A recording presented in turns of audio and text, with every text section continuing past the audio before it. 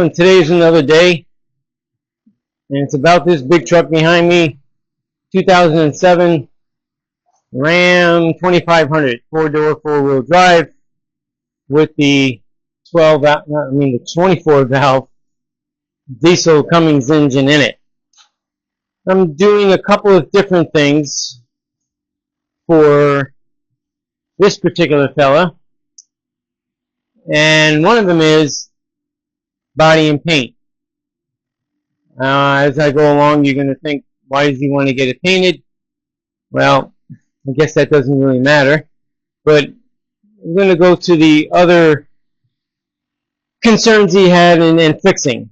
And it had to do with a problem he had with right side battery post and terminal on the positive side disintegrating, melting. And the system wasn't really charging that well. He said that it was maybe at 12, somewhere around there. It could have been a little less, but it wasn't hitting the normal charge for this truck. So at the moment, I'm going to take you off the stand. I'm going to show you a few key points, and we'll go from there. So this was the side that gave him a problem. It just melted. So when he brought it to me, he already had this changed out and a new battery. But when he brought it to me, and that was still good, the battery was hissing and gases were coming out of it. And I believe he drove it as far from down Pompano up here to the Lake Worth area, and that, boy, did it stink. It stunk horribly. So when it was my time to start working on it, obviously I did what most diesel mechanics would do, and that's would start with the basics. And the basics is that you need just as much strong ground as you do positive side, strong positives.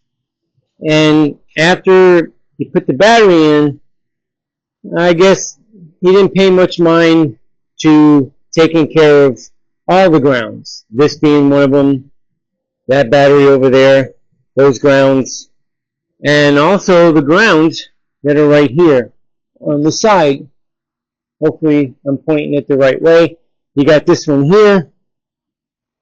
Obviously you got grounds on the block. And on this side here, we got a couple different spots. One being right there, and another one being back there. And then there's other ones throughout the engine bay area. But these are the most critical ones when it comes for like the ECM, the BCM, even the TCM. You really should make sure that your grounds are as crystal clear and clean as ever. They're more important, I think, than the positive side, because you could throw all the voltage you want at it, and if you don't got a proper ground, it ain't going to matter. And that will cause an overcharge to one battery, which is directly coming from the alternator, which is here, and it is connected to this battery, which would be the right side, that's throwing the charge directly first to this, and then obviously being transferred along the way and going to the other side to get to that battery to throw the charge. So this one was getting clocked.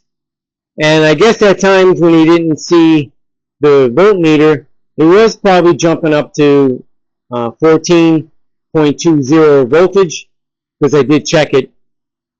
So this battery took the beating. And that's what was making it sizzle, and originally that's what made this, his post and his other housing, the battery terminal, melt. So I cleaned everything up really well, all of them, both sides, all the grounds, problem solved. Cleared that problem. I've driven it a few times. No more sizzling, no more smell coming out of it. And I'm getting, on this side here, 14.20, and that side over there I'm getting 14.9, maybe, something like that. There's a difference of points, whatever, between the charge from one battery to the other. So it is getting the voltage that it needs pretty much equally. It is hitting 14 volts on both. So all is well with that. And his other problem was he had a couple of oil leaks. He went and changed and took care of the manifold. He had the gaskets were leaking, so I told him how to change them out, what to do. He changed them. He did a good job. And in doing that, he took the turbo off. And the return tube for the turbo that goes not only from the bottom of the turbo, then flows down into the side of the block. Well, I guess he got it in as far as he can get it, but it just wasn't quite far enough. It really didn't seal. So the first group of oil that was coming out of it was where the hose went into, or the steel line went into the side of the block. And then the second oil leak was coming from only one part of the oil pan. It's I'm not gonna see, maybe I could crawl underneath the truck. But it was coming out of the back corner, up at the corner here on the right side. And all that really required was, there was probably about 3 bolts that were, not that they were loose, but they weren't as snug as the rest of them. So I snugged up the ones, and the one that was actually leaking did end up with about a quarter turn to snug it up. And I'm not talking about wrenching on it either. Proper torquage on there. They needed it. I ran it a few times, and both oil leaks are solved.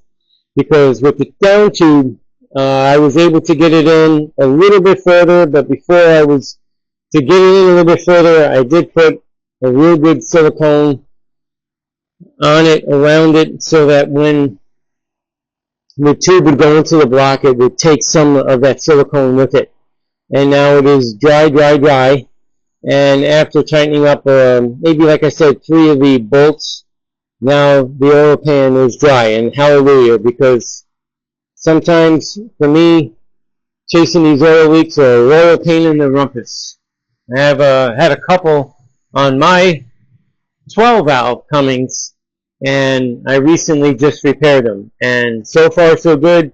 My front seal on mine was leaking, and I changed out the seal, and the front part of my oil pan, the front part, not the back, I believe had some oil coming out of it, and I was able to take care of that as well. So far so good.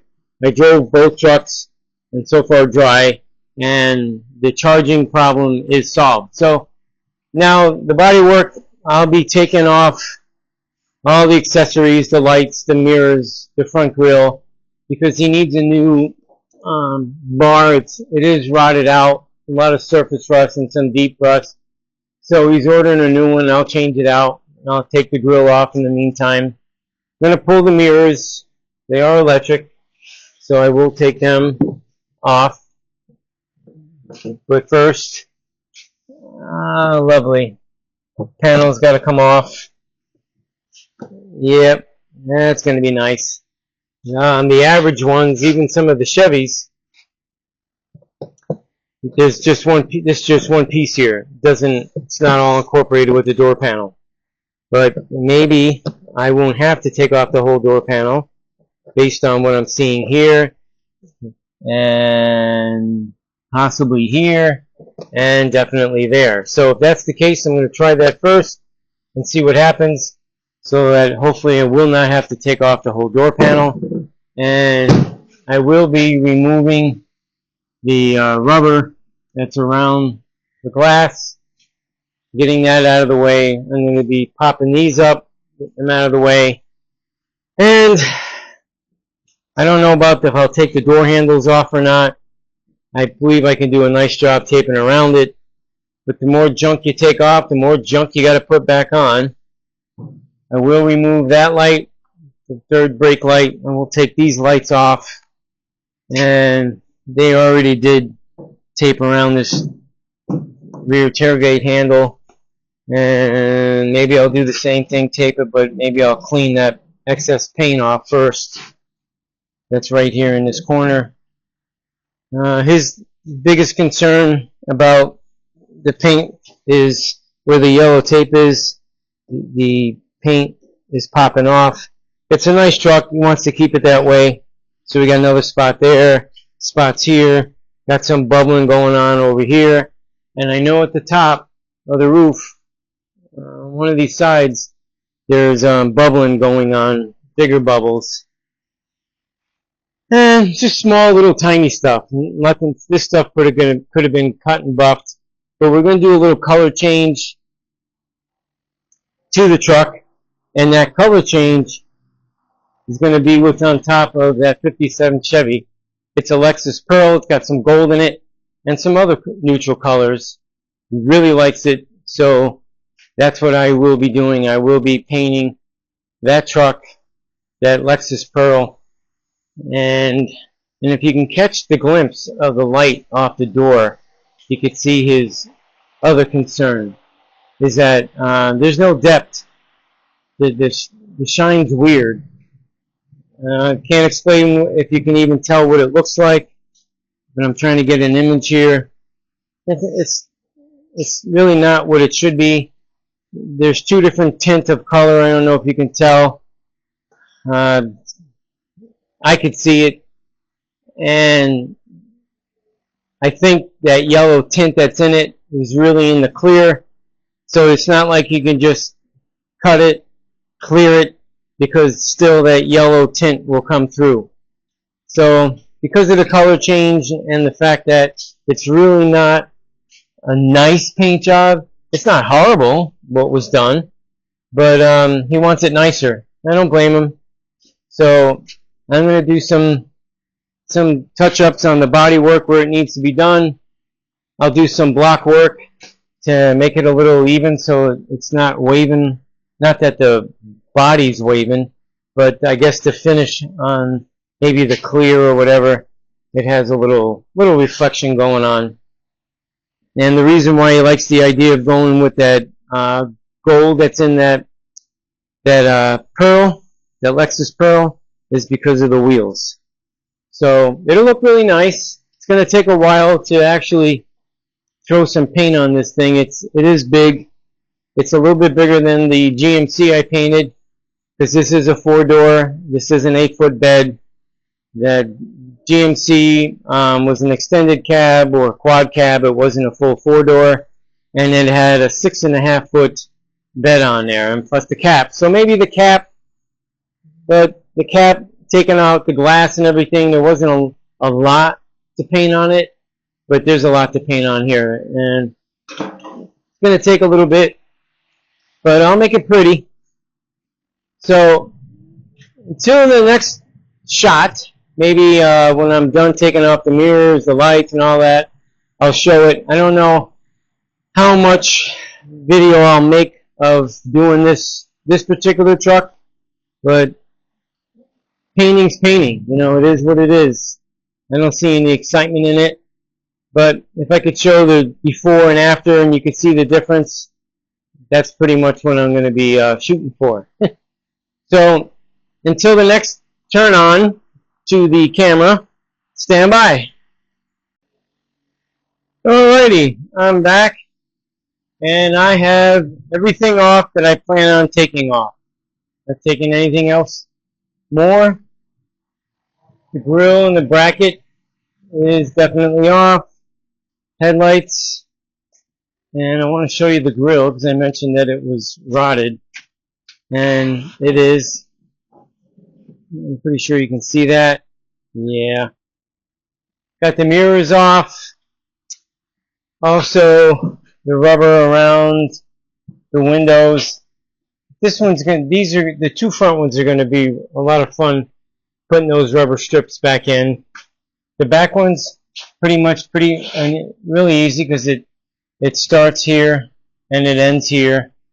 But this way, when I go to paint it, he was mentioning he didn't like seeing any of this going on, and I don't blame him because it's all chipping anyway. So it's all off, and including the rubber seal that goes up and around and over the back. It's inside the vehicle. along with the rest of the components. The third brake light is out. Tail lights are out.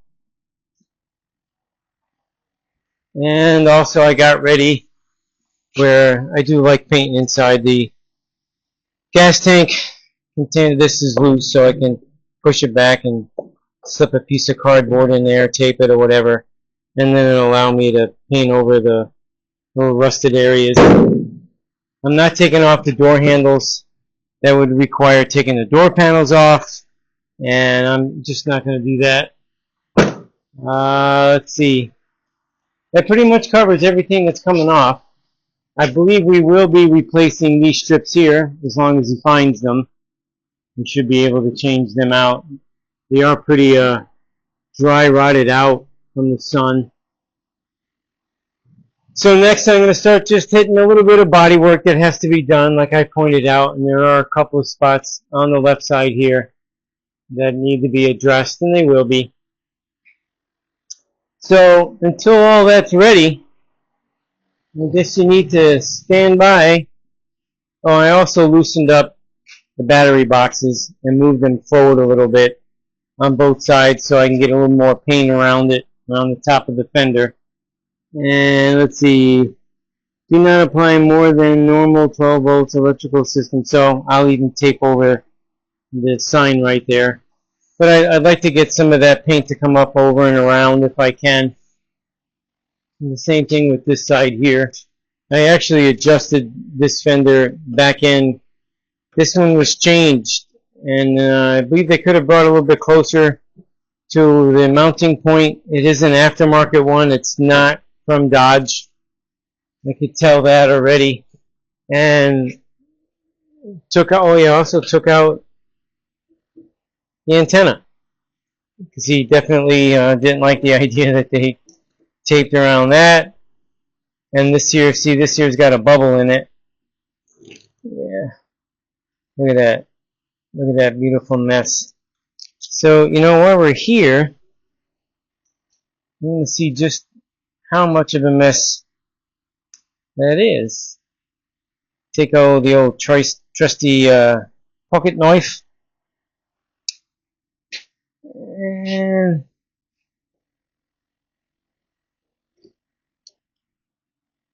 wonder how that actually came about. It's bubbled.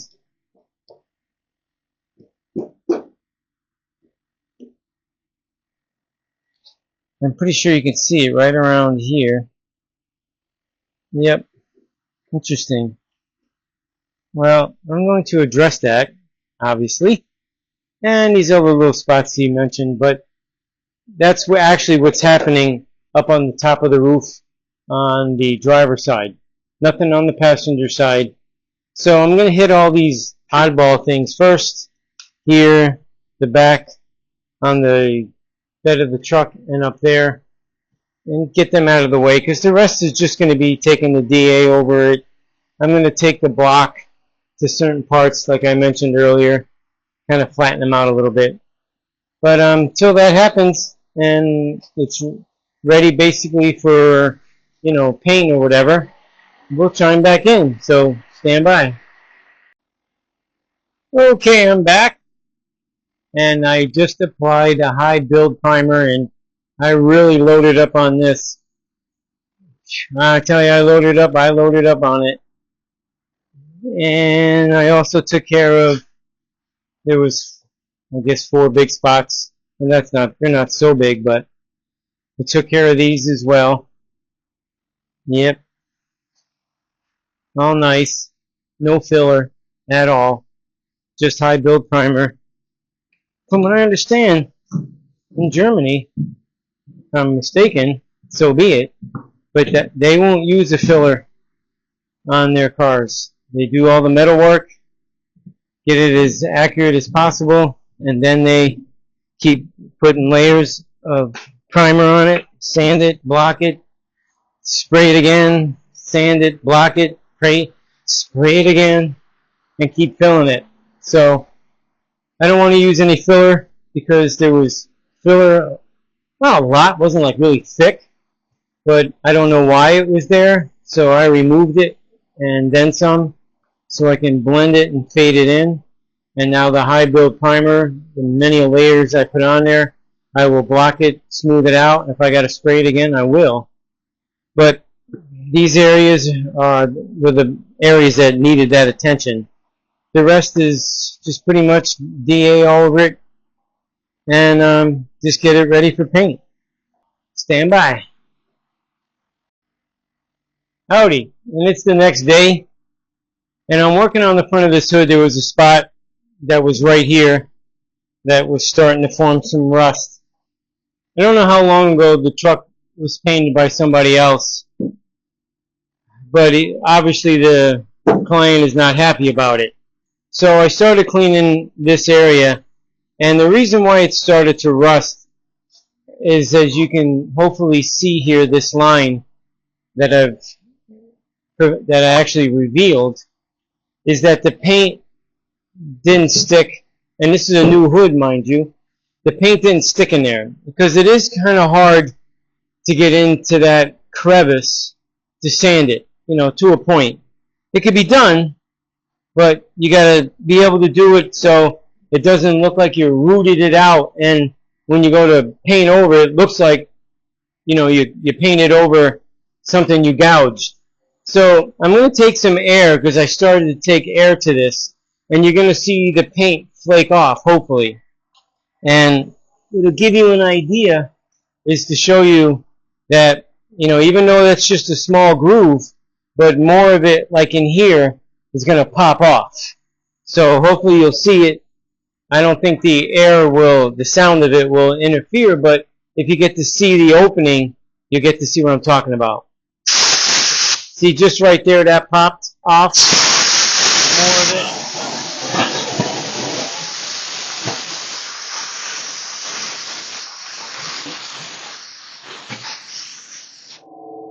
Okay, so all this right through here, hopefully you caught it on the camera, it just lifted right off with just the pressure of the air. Even though I sort of released it by cutting into it, but it allowed me to cut into it like that because there was no adhesion to it. So, and what could be done if you really can't get to it that well, they do have an adhesive promoter that you can spray over there kind of quickly, and that way, when you spray the, whether it's a primer or whatever, a paint, it will stick to it like it's supposed to. But that's just to give you a little idea on it.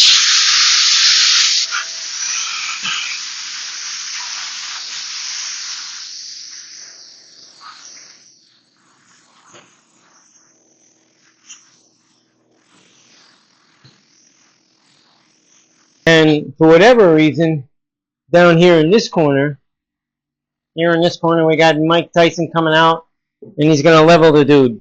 But right there, for some reason, you know, it's cracked. It's got an opening, maybe about 1/8 of an inch wide. I know I'm going to have to give it a little tap with some weld. I'm not going to fill it with anything else. The problem with that is when you go to MIG weld it, because TIG welding it, I'd have to probably strip about 1.25 inches, 1.5 inches of all materials around it, so that the contamination from the product that's real close doesn't contaminate it and not work.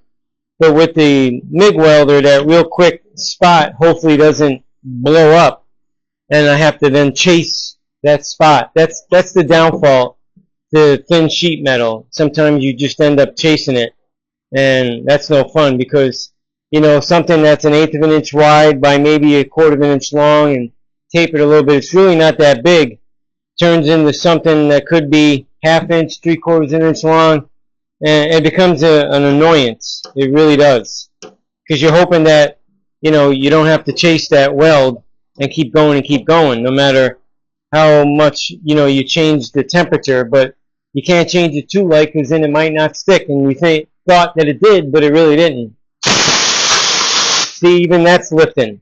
That corner right there just lifted. You could see that. And that's only because of the air. So, I don't know. I'm not stripping the hood, that's for sure. It's a brand new hood.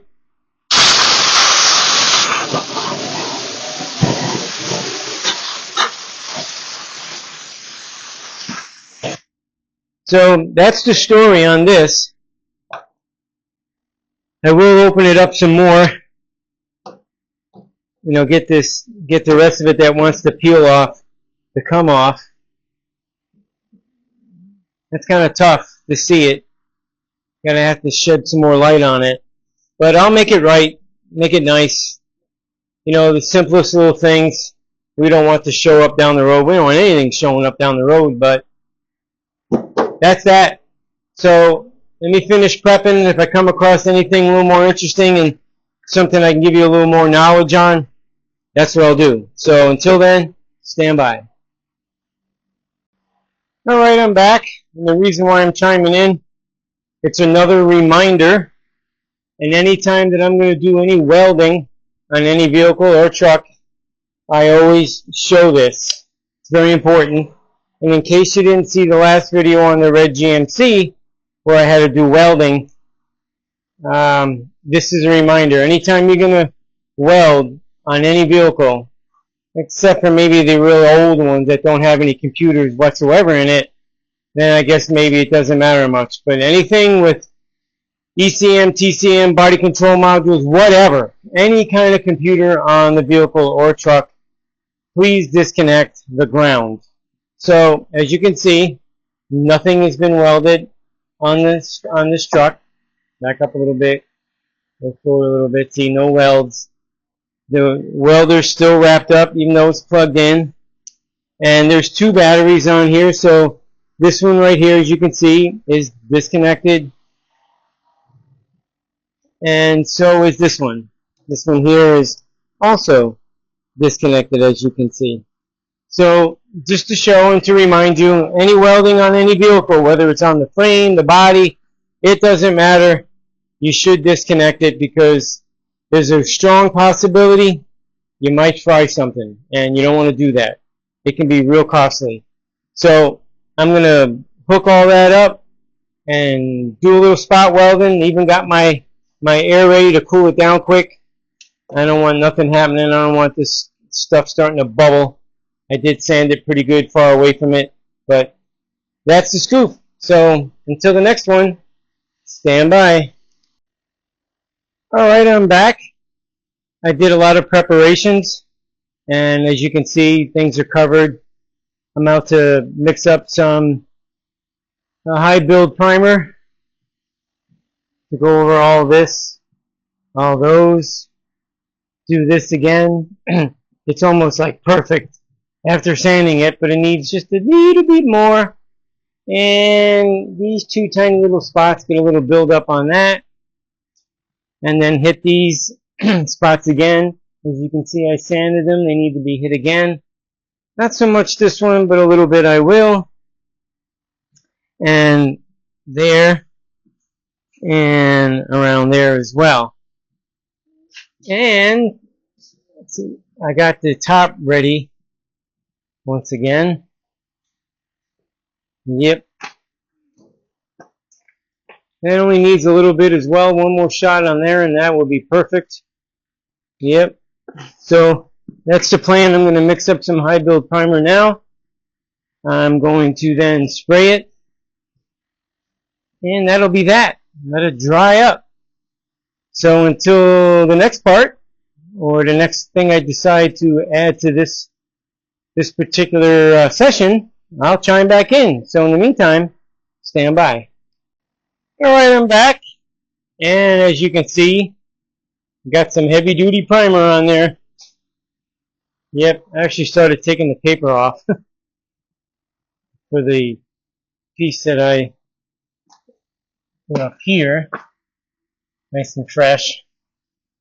But for the most part, he's all primed. I won't have to prime them anymore. Just sand them. Basically block it and then start prepping the rest of the truck. I'm thinking that I might even paint a strip of this, like take it to the top over the corner here. There was a little scar over here, so I primed that, and then I did a little primer on this just to see how it would react to this bed liner spray. So I know it can be painted, but how will it look? I guess it really won't matter much. It'll look better than that. But to the next part, stand by. Well, good morning, and it is the next day.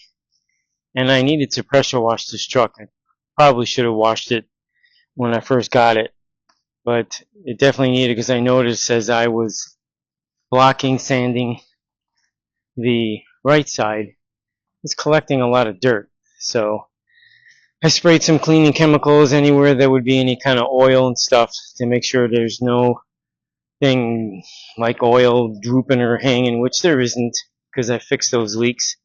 But just in case, don't want any dust or dirt. I know I'm going to be pressure washing it again once I'm done sanding it, so I can get all the dust off, and make sure any of the body work that I've done, which would only really be the constant layers of high build primer, and that'd be the only thing. But I doubt that there'd be any little pinholes or anything left from bodywork, because I didn't use any filler on any of it, where the prior people used filler over in here, and anywhere that I fixed that was bubbling had filler in it, and I eliminated it altogether. And there was a couple little dimples over here, so last night I noticed that it didn't adhere, the primer. So all I did was mix up a little cap fill of high build primer, and it was the reason why I had the tape there to kind of catch it, and then I'll just sand all this, and it should be filled in. There's no point in trying to mix a tiny little tablespoon just to spray that little bit. So the best thing to do is just take a brush or something and just put a lot of it on there, and then sand it off, and then it should be nice and flat and smooth. Yeah, it's a lot easier doing that than wasting a lot of material. So after pressure washing, there's still like a grind, like a film of whatever on there. So I'm going to have to make sure that comes clean when I pressure wash it the second time. And I did do that on here, but I don't know what that dusty like dirt is. But it's a good thing it's going to get covered, but I will be cleaning it again. Even if I have to scrub it, it will get cleaned again. So now I'm going to let it dry off. I'm going to take a blower to it and get all the excess water off. I even pressure washed inside the bed of the truck. Can't have any of that dirt laying around in there.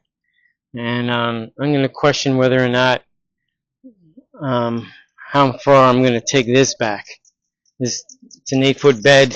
It's not a 6.5 foot, which that extra 1.5 feet does make a difference. And if anything, I might loosen it and set it back while it's in the spray booth. It's a little risky driving it like I did the red one, but it worked out. So until the next little segment that I decide to show you, stand by.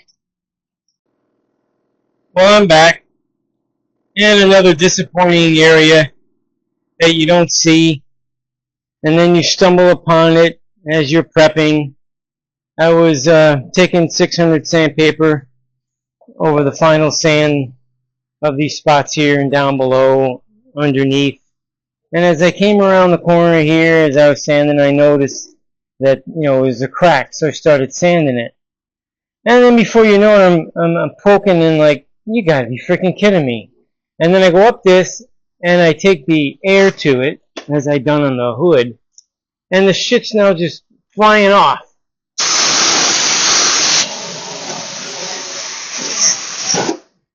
And I know if I poke a hole right here, because it is loose. Get my knife out. Let me see if I can get a hole in there with the air.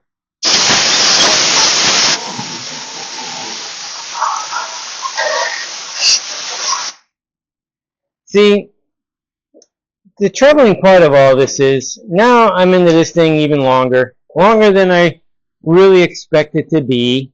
because overall, the light covers this area, the tail light, and you don't see it. Well, I take the tail lights out, so you get a nicer job. And then you discover all this crap. And now I got to spend time taking care of that. Now I'm going to venture on over to the left side of the vehicle and see if the same problem exists. As far as I can tell, no, it doesn't. Wow, I'm surprised. But I don't understand why these guys, when they're doing this work, well, I don't get it. I just don't get it. And this guy paid good money to get this truck painted. I just don't get it.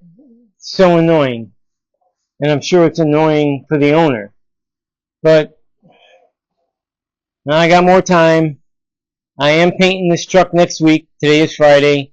I don't work on other people's stuff on the weekend, as we all know. But it is what it is, and all of its glory. But sometime next week, I know I'll have the paint. I already ordered it. And I will be painting it, come hell or high water. And the one thing I decided to do for him, because he was mentioning, well, why didn't they paint this top of this, basically the jamb of the fender? Well, I know why they didn't paint it, because unless you were asking for all the jambs to be painted, when the hood's closed, that's part of the jamb. Even I don't paint inside the jambs unless the client asks for that. So I got both sides prepped in that area. I just have to tape off the tags. I don't want to spray over them or remove them. But I'm going to remove the upper radiator support. Yeah, it is a bunch of garbage that's in the way of moving it, but at the end of the day, knowing that this strip is going to be painted, the opposite side, same thing, and you'll see that done, and then you got that. So I don't want to see you got that. I will be painting it and making sure I tape over all the little decals and stuff that are on here, because there's some important stuff like for the AC, and then it even tells you the filter numbers, so that'll get covered. And what's this one here? A caution for something, I don't know, but whatever it is. And then this one over here, same thing. So they'll get covered so they don't get painted. And that'll be that. Oh, joy. Can't wait. It's lovely. So, I'll be back. Hello, and it is the next day. And yes, it is Saturday. And yes, I have mentioned a few times that I don't work on client's vehicle on Saturday, Sunday. But this one had to be an exception, because after I got finished and I pointed out all the lack of preparation prior, that the paint was bubbling off, and then I removed it, and then I ground it, sanded, what have you, to get it cleaned up, even though it's in the jamb of the taillight, and it will never be seen when the taillight's in there, but it'd only be a matter of time before, the rust would build up and start working its way out past the seam. So obviously I had to address it. But yesterday, I got called out from a longtime friend, brother-like individual, and he broke down in his Chevy. That's right, Chevy truck broke down. 2017 Chevy Silverado, the transmission, which probably anybody that knows anything about cars, trucks, whatever, knows that those trucks are notorious, not only with Denali's and that same year, there's a group of years that they have a transmission issue, and unfortunately, he definitely is a victim of that. So I hooked up to my custom-built trailer. I went and snatched them up and dropped them off at the transmission shop that I had prior set him up to actually have it dropped off yesterday, so that they could take a look at it, and, now they really have to fix it because it doesn't move on its own power. So I was called away, and it was probably around, 3 o'clock, something like that, so I didn't have time And I didn't want to do it when I got back from snatching him up, delivering him, then taking him home, and then, you know, it's dinner time. Even it was past dinner time, and went and had dinner. And by the time I got back, I didn't want to deal with mixing up a real small batch of heavy primer and doing it on there. So I didn't want the bare metal to turn to surface rust. So I made sure there was no surface rust on there moments ago, and then I mixed up the primer and shot that, as you can see. So this way it is protected for the next couple of days. And then there's a fine line right there of silver showing, you know, the metal. So I touched that up, you know, because I was going to do that anyway. And then a little spot over here, so I did that. And then up in the front, very light metal showing where the yellow tape is, just below it in that crevice right there. And I took care of that just to be sure. And then I remembered that inside the door jamb, which I am not painting the door jambs on this vehicle. No way. It's not happening. You're looking at probably 3 weeks to another month's worth of time, and I just don't have it. I don't have another month to put into this truck, knowing that I'm hoping that if all goes well, that I should be spraying this truck either Thursday or Friday of next week.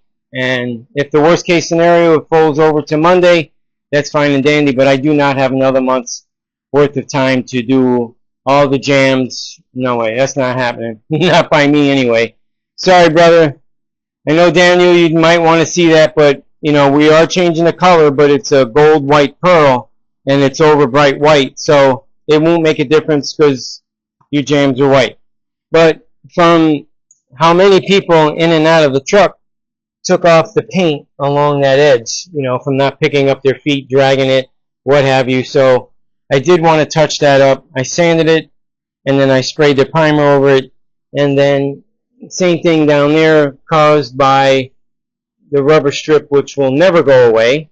That's always going to be there. So I lightly sprayed it so that when I go and do the white, I will just do the white and then clear it. I will not be putting the pearl over that. It won't be necessary. And not that it's really going to blend in, but I will fade it out and fade it out. So at least this way, he'll have some protection on the door jamb. And I noticed the corner had some rust, not just surface stuff going on there. So I ground that out, sprayed some primer over that, and I will freshen that up. We don't want to get into the folded seam on that because I can't imagine. But nevertheless, it is prepped. I'll do a little light sand over because the more material you add onto that, the faster it's going to wear out with that rubber strip hitting it. And now you got to be gentle on closing the doors because, as you know, there's no rubber in there protecting the glass. So you got to be sensitive up until the point where it goes back together. But that is the scoop. Definitely. Like I said, it is Saturday. I am done with it. Let's see how much more time did I put on it this morning. I put an hour into it. No worries. No big deal. Lightly sanded. Mixed the primer. Sprayed it in all those areas. And now we're good. So I'm going to pack her up. Put her aside.